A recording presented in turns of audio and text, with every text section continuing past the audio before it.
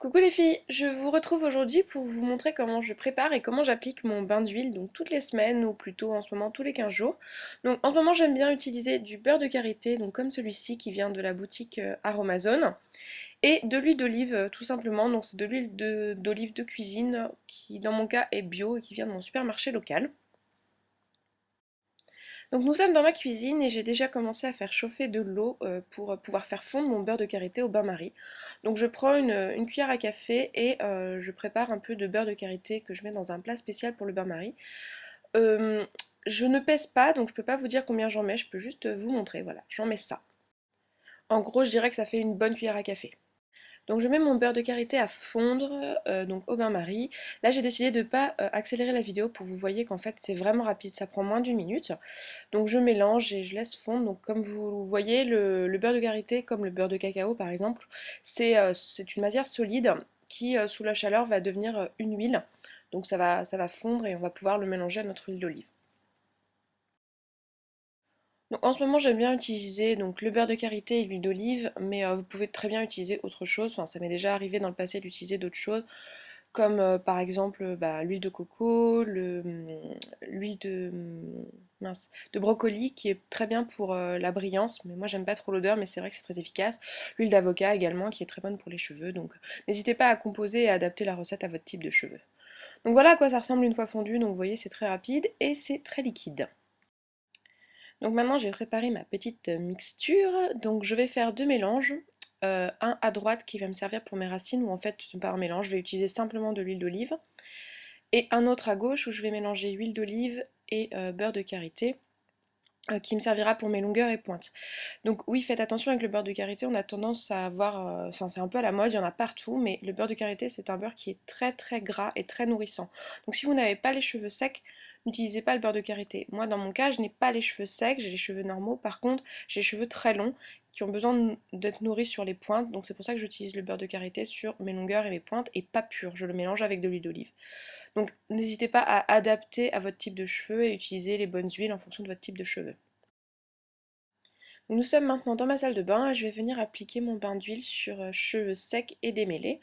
Donc j'ai mis un t-shirt qui ne craint rien et je mets en plus une serviette pour absorber éventuellement l'huile qui va couler dans mon cou parce que ça arrive tout le temps.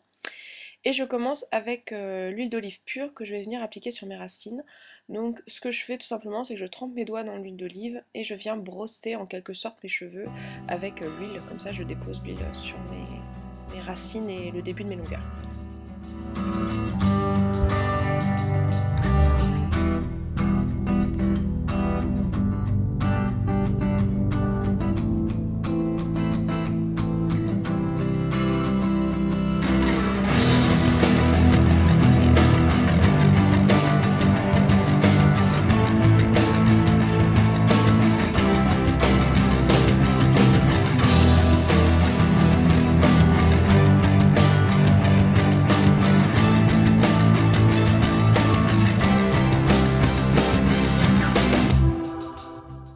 Donc voilà, j'ai bien appliqué de l'huile d'olive sur tout le tour de ma tête, donc il m'en reste un tout petit peu, donc ce que je vais faire c'est que je vais le vider dans mon mélange beurre de karité et huile d'olive pour ne pas en perdre, pour ne pas gâcher, et je vais venir appliquer le mélange sur le reste de mes cheveux, donc sur mes longueurs et mes pointes.